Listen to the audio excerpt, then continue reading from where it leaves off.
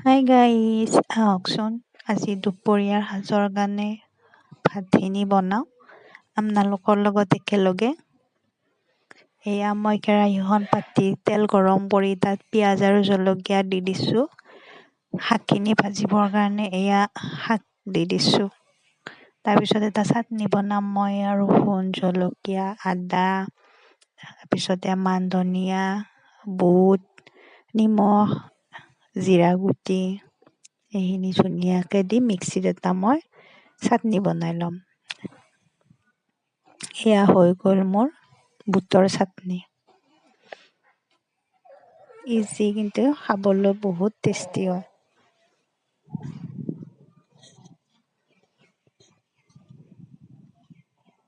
তাৰপিছত এয়া মই বনাম মাছ ভাজি। তেলটো কেৰাহীখন গৰম হোৱাৰ পিছত দি দিছোঁ। এয়া মই মাছ ভাজি আছোঁ। এইপিনে যে শাক বহাইছিলোঁ সেয়া শাকো হৈ আছে আনফালে। এয়া মাছ ভাজি হৈ গ'ল মোৰ। যিহেতু আঞ্জা নবনাওঁ, মাছৰ ভাজিয়ে খাম, গতিকে অলপমান কাঢ়াকৈ ভাজি ল'ব লাগিব ৰঙচুৱাকৈ।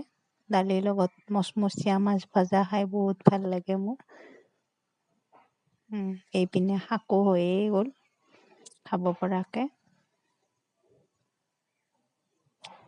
এয়া মাছখিনি মই উঠাই এটা টিফিনত ভৰাই থৈ দিম গৰমে গৰমে পৰিৱেশন কৰিব পৰাকৈ।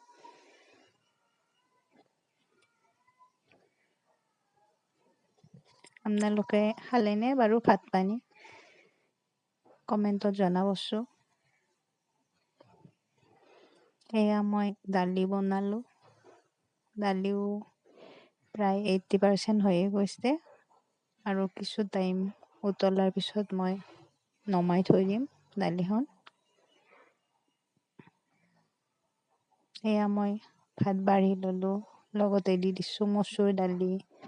তাৰপিছত এয়া আছিলে বুটৰ চাটনি, মাছ ভাজি, কেঁচা জলকীয়া